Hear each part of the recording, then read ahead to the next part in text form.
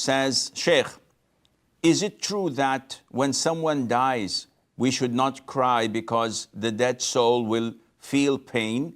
People say if we cry, the dead person will feel that a mountain is kept on them. First of all, there is an authentic hadith which is narrated by Abdullah ibn Umar, may Allah be pleased with him and with his father. It's in the Sahih. The Prophet said, alayhi salatu wassalam, that the deceased is tormented by his family's crying, weeping, or wailing, depending on how you translate the word بِبُكَاءِ أَهْلِهِ عَلَيْهِ. And this is an issue that caused dispute among the scholars. So the hadith is authentic without any doubt. Narrated by Umar himself, may Allah be pleased with him, and his son Abdullah ibn Umar, and Abu Musa al-Ash'ari, and a great number of scholars and companions, that is, who accepted it as it is. Mother Aisha, may Allah be pleased with her, she said, no, they misheard the hadith. The Prophet said that the kafir, the disbeliever, is being tormented by the weeping of his family. Because Allah says in the Quran, no bearer of burden shall bear the burden of another. وَلَا تَزِرُ وَازِرَةٌ وِزْرَ أُخْرَى. So what is his fault to be tormented for someone else's action? And the scholars brought a number of interpretations. They said, first of all, the hadith is crystal clear. There's no doubt about it. Secondly, the understanding of the hadith, they gave a number of interpretations. One, that the deceased himself, before dying, made a will and advised and ordered his family to wail and cry and shout and tear their hair and dresses like the pre-Islamic era used to do.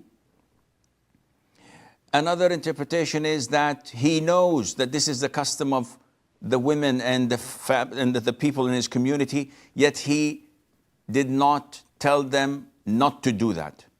He was okay with it. He did not order them, but he was okay with it. And all of these are weak interpretations as stated by Ibn Taymiyyah, may Allah have mercy on him. And he said that the most authentic opinion is that tormenting a deceased is not punishment. What you have discomfort with is not necessarily a punishment. So such a torment is not a punishment for what they're doing. It is something that saddens you. And he gives a similar hadith where the Prophet said, alayhi salatu wasalam, traveling is a piece of torment. السفر قطعة من العذاب, prevents a person from eating and drinking. So the Prophet described traveling, alayhi salatu wasalam, to be a piece of torment, though there's nobody punishing you for it. But this is the hardship that you will face. So a deceased face such a hardship if his family weep, and to be specific, wail. See, crying is not a sin, weeping is not a sin. And a deceased would not be tormented because of his family's weeping. The Prophet himself, ﷺ, wept when his child, when his only son, Ibrahim, died. So he said, the eyes weep and the heart is saddened, and we do not say except what pleases Allah, and by Allah we are saddened for departing you, O Ibrahim. Therefore, weeping is totally a human characteristic. It's only natural. What is not is wailing. When women start tearing their clothes and pulling their hair or slapping their faces and saying, oh, he was my husband, he was my father, he was my brother, he was my rock that I depended on, he was this, he was that.